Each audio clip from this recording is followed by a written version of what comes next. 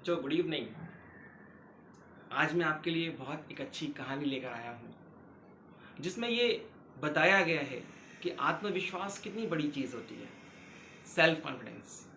अगर आपके अंदर आत्मविश्वास है तो आप अंत समय तक काम कर सकते हो, और यकीन मानो जो व्यक्ति अंत समय तक लड़ता है वो जीत जाता है।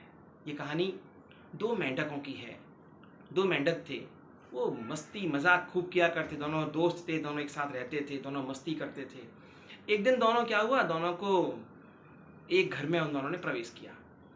दोनों ने घर में प्रवेश किया तो दोनों कूदते कूदते कूदते कूदते चले गए किचन के पास।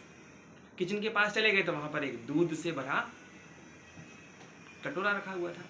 उन दोनों ने उसके अंदर छलांग लगा दिया। छलांग लगा दी तो दूध का कटोरा चूंकि बड़ा था, उसमें छलांग लगा दी उन्होंने।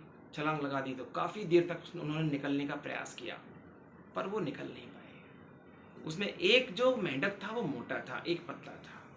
मोटा वाला बोला, भाई मैं तो हार गया यार, और मुझे लगता नहीं है कि अब हम दोनों बचेंगे। उसने कहा, नहीं, तू अपनी बात और मेरी बात मत कर, तू थोड़ी और देर मेहनत कर, थोड़ी और प्रयास कर। मुझे पता है तू थक गया होगा, तू मोटा है मेरे से, पर तू चिंता मत कर, कोई ना कोई हल जरूर निकलेगा। उसने उसका कहना माना और फिर वो दोनों अपने पैर फड़फड़ाते रहे, काफ़ी देर तक फड़फड़ाते रहे, और ऐसे ही कुछ घंटे और निकल गए। फिर उसने कहा कि यार मेरी हिम्मत नहीं है भाई, मैं तो बिल्कुल थक चुका हूँ, अब डूबता हूँ तो मुझे डूब जाने दो। पर उस पतले वाले ने कहा, नहीं, मैं हार नहीं मान सकता, जब तक अंत समय नहीं आएगा तब तक मैं हार नहीं मान सकता, और मुझे यकीन है कि कोई ना कोई मुझे इसमें से निकालेगा। बच्चों, जो मोटा वाला था मेंढक वो तो डूब गया, मगर कुछ देर बाद इसने क्या महसूस किया कि नीचे इसके कोई ठोस चीज आ गई है। किसके नीचे?